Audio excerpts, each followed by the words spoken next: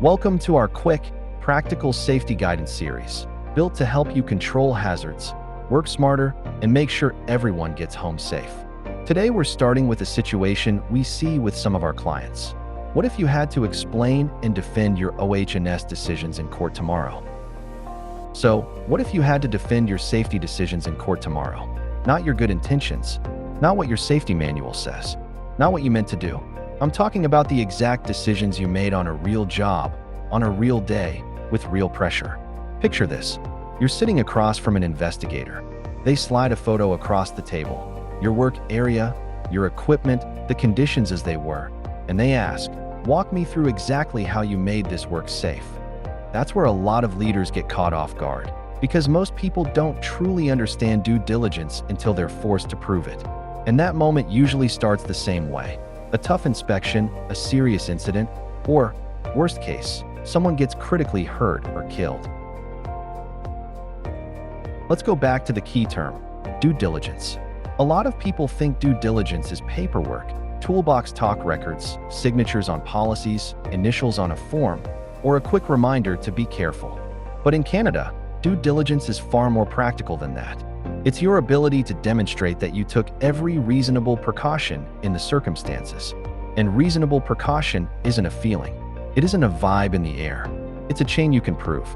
It means you identified the real hazards for that task, chose controls that actually reduced exposure, and made responsibility clear.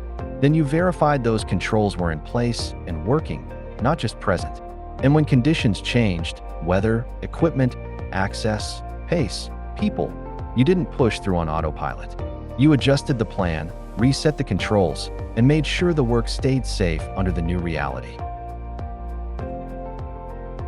Time for the micro tip you can use immediately. Document decisions, not just actions, and record why each control was chosen.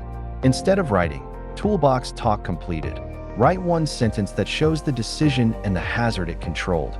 Reviewed lift plan, assigned spotter, confirmed taglines, and set an exclusion zone because load shift risk and line of fire exposure were high. Instead of checked the site, write verified guardrails and safe access, found a missing mid-rail, and stopped work until it was installed because a fall would be high consequence. Instead of worker trained, write confirmed competency by having the worker demonstrate lockout steps and verify isolation because stored energy was present and unexpected startup risk was real.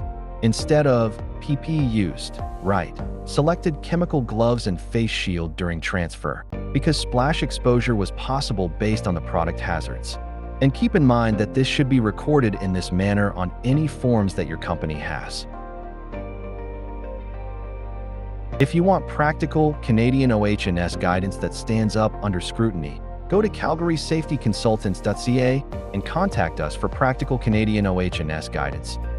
It will help you turn safety paperwork into real field control and real due diligence before you ever need to defend it.